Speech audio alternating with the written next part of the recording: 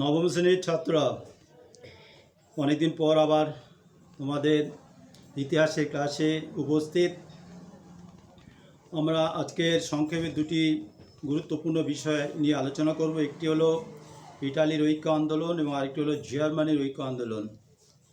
তোমরা জানো যে 19 শতকের ইউরোপে রাজতান্ত্রিক ও জাতীয়তাবাদী যে ভাবধারার সংঘাত ঘটেছিল, একদিকে রাজতন্ত্র এবং তার বিপরীতে যে জাতীয়তাবাদী বিভিন্ন আন্দোলন সারা দেশে ছড়িয়ে পড়েছিল, যার সূতিকাগার ছিল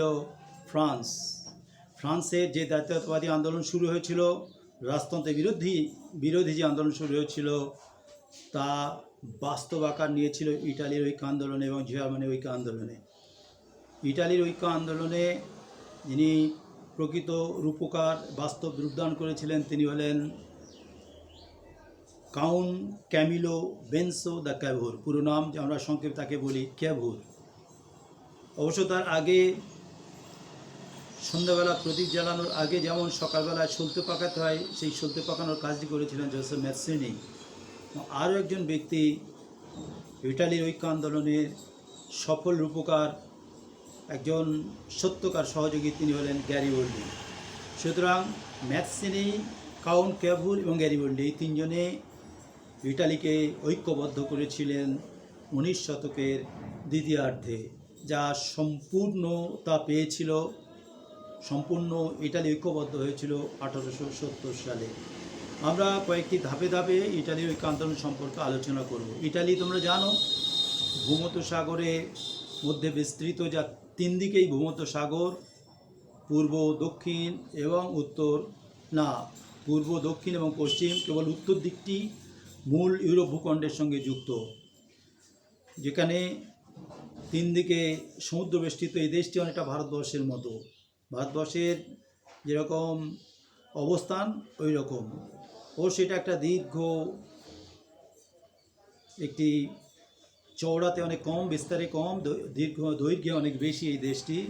তোমরা ইউরোপে ম্যাপে হয়তো তোমরা দেখে থাকবে, আমি একটু ছোট করে দেখাচ্ছি, দেখো বুঝতে পারছো কি না। এইটা হচ্ছে ইটালি, ইউরোপের একেবারে এইদিকে নিচের দিকে, অর্থাৎ পূর্ব, পশ্চিম এবং দক্ষিণ দিকে ভূমধ্যসাগর, আর উত্তর দিকে সম্পূর্ণ ইউরোপের সঙ্গে যুক্ত আছে। এই দেশটিকে কাউন্ট ক্যাভুর বলেছিলেন এটি হলো ইউরোপের খিড়কিদ্বার, পিছনের দিকে দরজা। অর্থাৎ ইটালি এই ইউরোপকে যদি ভূমধ্যসাগরের সঙ্গে যোগাযোগ করতে হয়, তাহলে এই ইটালির মাধ্যম দিয়ে করতে হবে। সুতরাং এই দেশটি ঐক্যবদ্ধ হওয়ার পিছনে বাধা কোথায়? ভিয়েনা সম্মেলনের ফলে এই দেশটি কী হয়েছিল, টুকরো টুকরো হয়ে গিয়েছিল। এখানে অস্ট্রিয়ার অধীনে কিছু দেশ, কিছু ফ্রান্সের অধীনে কিছু অঞ্চল, তখন দেশই বলবো, টুকরো টুকরো, তারা স্বাধীন ছিল। রোমে ছিল পোপের স্বাধীন অঞ্চল। কেবলমাত্র উত্তর দিকে, আবার তোমাদের দেখাচ্ছি, এই পিয়েডমন্ট আর সার্ডিনিয়া বলে একটা জায়গা, এই দুটো অঞ্চল, এই যে দেখতে পাচ্ছ এই একটা দ্বীপ, এর উপরে কর্সিকা, তোমরা জানো তো নিচে বড় দ্বীপ, এইটার নাম হচ্ছে সার্ডিনিয়া। আর ওই সোজা ওপরে একবারে ইটালির উত্তর পশ্চিমে হচ্ছে পিয়েডমন্ট। এই দুটি জায়গাতে ছিল স্বাধীন রাজত্ব, যারা ছিলেন ইমানুয়েল। এইখানে ছিল স্বাধীন দুটো ছোট্ট অঞ্চল নিয়ে একটি রাজ্য, যেখানে স্বাধীন রাজা রাজত্ব করতো। আর উন্নত সর্বত্রই অস্ট্রিয়া, ফ্রান্স, অন্যান্য বৃহৎ শক্তিশালী দেশগুলির কর্তৃত্ব ছিল। মেটার্নিক, যিনি ভিয়েনার প্রধানমন্ত্রী, তিনি ওই ভিয়েনা সম্মেলনের পরে বলেছিলেন, Italy now a geographical expression only, merely a geographical expression, কেবল ভৌগোলিক একটা পরিচিতিতে পরিণত হয়েছে। ইটালি বলে কোনো দেশ নেই। ইটালি বলে একটি দেশ আছে, ইটালি বলে কোনো দেশ নেই। অর্থাৎ এই কথাটির মূল অর্থ হচ্ছে, তাৎপর্য হচ্ছে এই যে একটি ঐক্যবদ্ধ ইটালি তখন ছিল না। এই ইটালিকে ঐক্যবদ্ধ করার পিছনে তিনজনের নাম একটু আগে ঘোষণা করলাম, কিন্তু কয়েকটি ধাপ আছে, কয়েকটি স্তরে স্তরে। যেমন উপরে উঠতে গেলে, দোতলায় বা তিনতলায় উঠতে গেলে যেমন সিঁড়ি বেয়ে উপরে উঠতে হয়, আমরা কয়েকটা ধাপ বা সিঁড়ির কথা বলবো, যে সিঁড়িগুলো পেরিয়ে, ধাপগুলো পেরিয়ে ইটালি ঐক্যবদ্ধ হয়েছিল। সেই ধাপগুলির প্রথমেই আমরা আলোচনা করব। যে কোনো দেশের ঐক্যের স্বাধীনতার ক্ষেত্রে দেখতে পাওয়া যায় সেই দেশের যারা মহান ব্যক্তি, দার্শনিক, লেখক, তারা তাদের রচনার মধ্যে দিয়ে, পত্রপত্রিকার মধ্যে দিয়ে সেই দেশের মানুষকে উদ্বুদ্ধ করেন। একইভাবে ওই দেশে শুরু হয়েছিল তেমনি একটি আন্দোলন, যে আন্দোলনের নাম হচ্ছে রিসর্জিমেন্টো কথাটি মানে হচ্ছে পুরনো অবস্থার যে গৌরব সেই সম্পর্কে আবার নতুন করে আলোচনা করা, একটা নবজাগরণ বলা যেতে পারে।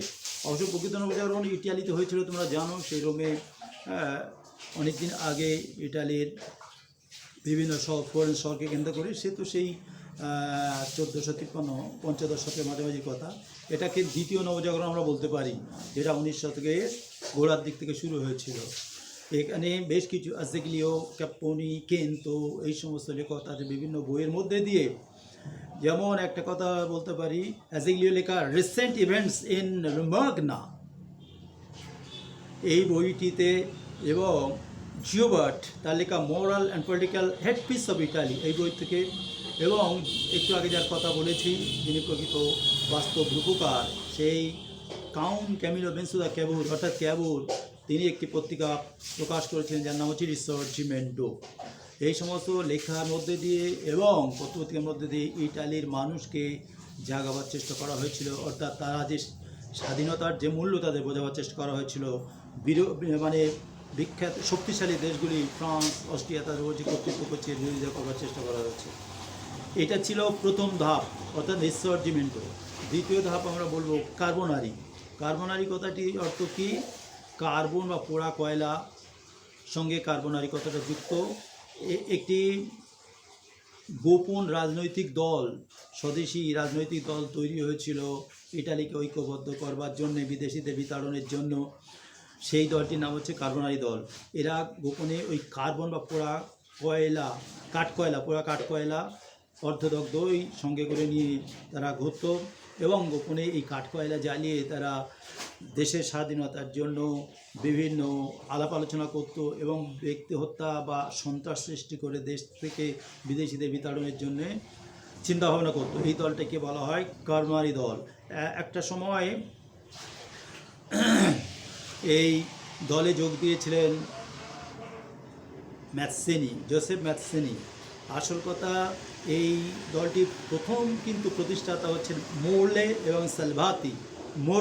ও সালভাতি এরাই প্রতিষ্ঠা করেছিলেন, কিন্তু পরবর্তীকালে যোগ দিয়েছিলেন এই বিখ্যাত মানুষটি যার নাম হলো জোসেফ ম্যাৎসেনি। কিন্তু তারা কয়েকবার চেষ্টা করেছিলেন, 1820, 1821, 1830 কয়েকবার এই কার্বনারি দল চেষ্টা করেছে। তারা সন্ত্রাস বা এখনকার কথায় সন্ত্রাস কথাটি অর্থ খারাপ, কিন্তু তারা সশস্ত্র আন্দোলনের মধ্যে দিয়ে এই বিদ্রোহকে এই বিদেশিদেরকে বিতাড়নের চেষ্টা করেছেন। কিন্তু সেই সময় জানি আমরা অবিসংবাদী নেতা যিনি হলেন কে ওই ভিয়েনার বা অস্ট্রিয়ার বিখ্যাত মেটার্নিক, তিনি কঠোর হস্তে দমন করেছিলেন এই সমস্ত বিদ্রোহ। এই সমস্ত বিদ্রোহে ব্যর্থ হওয়ার পর ম্যাৎসেনির থেকে শিক্ষা নিয়েছিলেন। তিনি একটি দল, এই কার্বনারি দলের সঙ্গে তিনি ত্যাগ করেছিলেন। তাদের এই গুপ্ত হত্যা রাজনীতি তার পছন্দ হয়নি। তিনি ছিলেন সহজ সরল মানুষ এবং দেশের যুব শক্তির তিনি ছিলেন আদর্শ স্বরূপ। তিনি যুব শক্তিকে জাগাতে চেয়েছিলেন। তিনি বলেছিলেন যে 2 কোটি যুবক যদি আমাদের দেশে তারা স্বাধীনতার চিন্তায় চিন্তিত হতে পারে, উদ্বুদ্ধ হতে পারে, তাদেরকে ইন্সপায়ার করা যেতে পারে, তাহলে ইটালি ঐক্যবদ্ধ হবেই।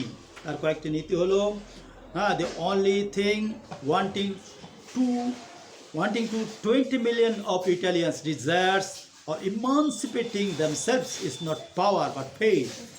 অর্থাৎ বিশ্বস্তভাবে যদি এই 20 মিলিয়ন বা 2 কোটি যুবককে আমরা যদি ঐক্যবদ্ধ করতে পারি, তাহলে ইটালির ঐক্য তাদের দ্বারা সম্ভব হবে। এই কথা তিনি বলেছিলেন। আর বলেছিলেন বিদেশি সাহায্যের দরকার নেই, দেশের যুবশক্তিকে নিয়ে আমরা দেশকে স্বাধীন করব।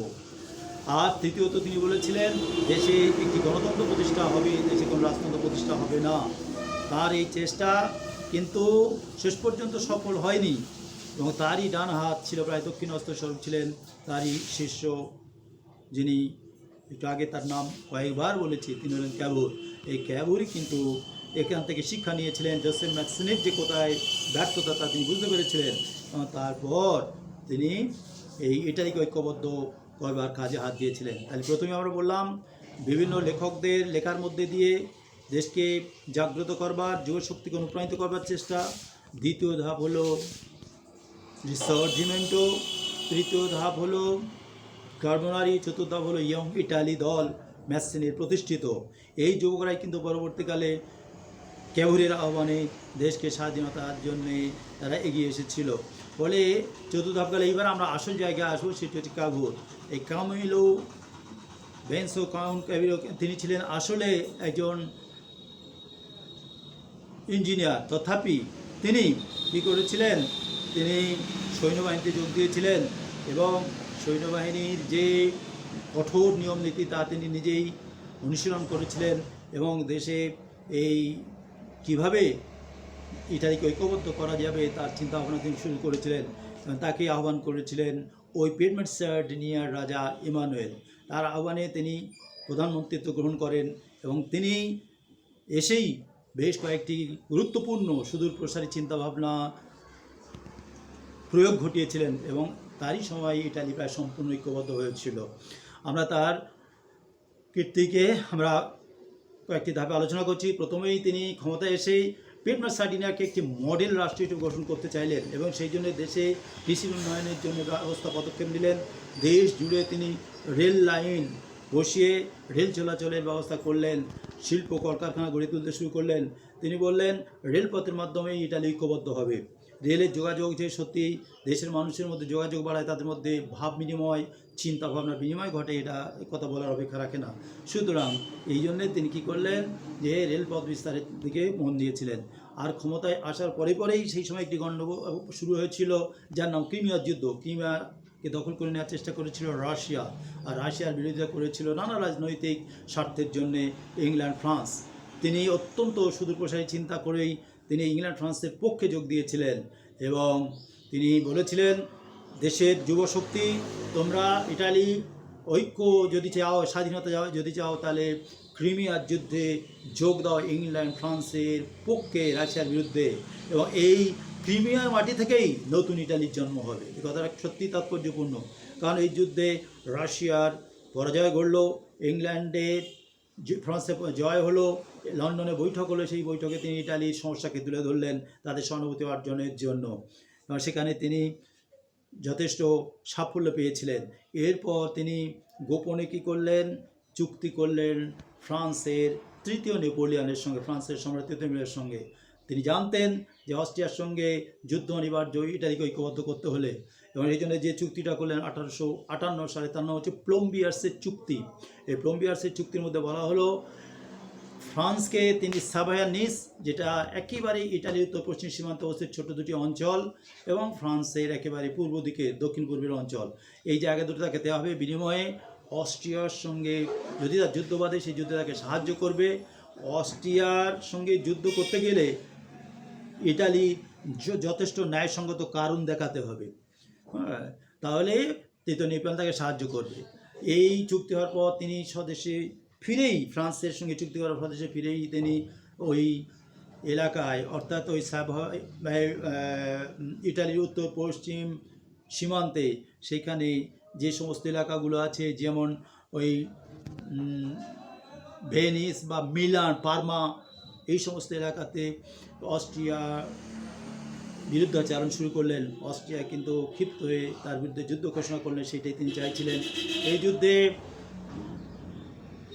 ফ্রান্স তাকে সাহায্য করলো, সাহায্য করতে বেশ কিছু এলাকা তিনি দখল করলেন। একেবারে এই পিয়েডমন্ট সার্ডিনিয়ার ঠিক পার্শ্ববর্তী যে এলাকা, পারমা, মডেনা, টাস্কেনি, এই সমস্ত জায়গা তিনি দখল করে নিলেন। কিন্তু এই সময় তৃতীয় নেপোলিয়ন হঠাৎ ভয় পেয়ে গেলেন ইটালির ক্ষমতা বৃদ্ধিতে, যেহেতু ইটালি একেবারে ফ্রান্সের দক্ষিণ পূর্বে সীমান্তে অবস্থিত। তিনি হঠাৎ এই যে সন্ধি, প্লম্বিয়ার্সের সন্ধিকে তিনি অগ্রাহ্য করে গোপনে আবার অস্ট্রিয়ার সঙ্গে একটা চুক্তি করলেন 1859 খ্রিস্টাব্দে, পরের বছরই, যেন হচ্ছে ভিল্লাফ্রাঙ্কার সন্ধি। এই সন্ধির কথা জানতে পেরে কিন্তু ক্ষুব্ধ হলেন ক্যাভুর, এবং রাজাকে বললেন এই সন্ধি আমরা মানি না, আমরা কিন্তু এই অস্ট্রিয়ার বিরোধিতা করব। কিন্তু সেই সময় সেই সময় রাজা তাকে সংযত হতে বললেন। রাজার যে বুদ্ধি এটা কিন্তু পরবর্তীকালে বেশ কাজে দেখা গিয়েছিল। সুতরাং দেখা গেল কিছুদিন তিনি প্রধানমন্ত্রী ছেড়ে দিলেন, কিন্তু আবার একটা এই সময় অভূতপূর্ব ঘটনা ঘটল। দেখা যাচ্ছে যে ইটালির বিভিন্ন এলাকা তারা স্বেচ্ছায় পিয়েডমন্ট সার্ডিনার সঙ্গে যুক্ত হওয়ার জন্য তারা ইচ্ছা প্রকাশ করলেন।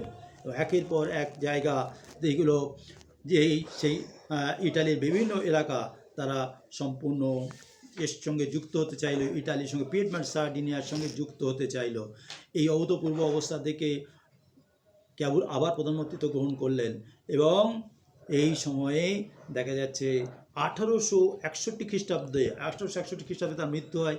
এই সময় পর্যন্ত কেবলমাত্র দুটি এলাকা, একটি হচ্ছে রোম এবং আরেকটি এলাকা ভেনিসিয়া, এই দুটি জায়গা ছাড়া সমগ্র ইটালি 1861 খ্রিস্টাব্দের মধ্যে ঐক্যবদ্ধ হলো। তিনি মৃত্যুর আগে তিনি বললেন যে আমি যা চেয়েছিলাম তা সম্পূর্ণ হয়েছে। Italy is bed, Italy is safe, Italy সম্পূর্ণতা পেয়েছে, ইটালি এখন একেবারে নিরাপদ। আর একটা কথা এই সঙ্গে বলতে হবে, গ্যারিবল্ডি এই সময় দক্ষিণ আমেরিকা থেকে ফিরে এসেছিলেন বিশাল শক্তিশালী এবং উদার চেতা গ্যারিবল্ডি। তিনি ইটালির একেবারে দক্ষিণে যেখানে নেপলস আছে ওইখানে এসে অবতীর্ণ হন এবং সেখানে তার বাহিনী দিয়ে তিনি ওই সমস্ত এলাকা থেকে বিদেশিদের বিতাড়ন শুরু করেন। এই সময় কিন্তু ক্যাবুর বলে তো মজার ব্যাপার হলো, তিনি ভালো কাজ করছেন, ইটালিকে থেকে বিদেশিদের বিতাড়ন করছেন, কিন্তু সেখানে যদি আবার তিনি তার রাজত্ব প্রতিষ্ঠা করেন তাহলে তো মুশকিল।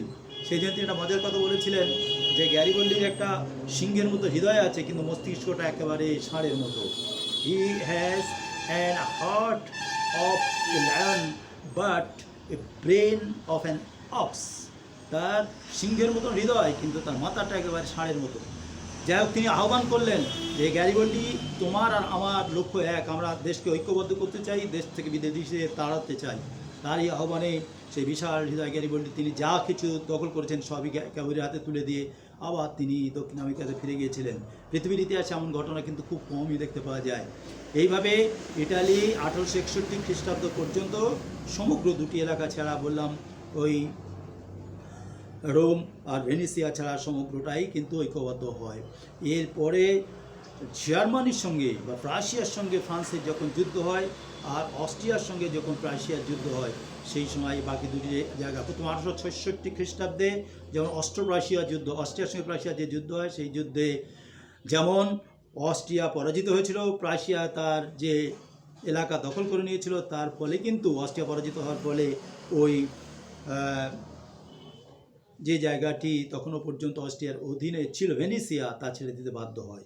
আর তারপর আরেকটি এলাকা 1870 খ্রিস্টাব্দে যখন সেডানের যুদ্ধ হয় ফ্রান্সের সঙ্গে প্রাশিয়া, সেই যুদ্ধে ফ্রান্স পরাজিত হয়। রোমের উপর তার যে খানিকটা কর্তৃত্ব ছিল ফ্রান্স সেই কর্তৃত্ব ত্যাগ করতে বাধ্য হয় এবং রোম ইটালির সঙ্গে যুক্ত হয়ে যায় এবং 1870 খ্রিস্টাব্দে সম্পূর্ণ ইটালি ঐক্যবদ্ধ হয়। অর্থাৎ 1870 খ্রিস্টাব্দে প্রথমত ক্যাবুরের চেষ্টায়, গ্যারিবল্ডির চেষ্টায় এবং কতগুলো বৈদেশিক ঘটনা পরম্পরায় ইটালি সম্পূর্ণতা ঐক্যবদ্ধ হয় এবং ইটালি কেবল আর মাত্র ভৌগোলিক এক্সপ্রেশনে আবদ্ধ রইল না, একটি শক্তিশালী স্বাধীন দেশে পরিণত হলো। ইটালির ঐক্য সমাপ্ত হলো। সবাইকে ধন্যবাদ জানিয়ে ইটালির আন্দোলন সম্পূর্ণ করলাম।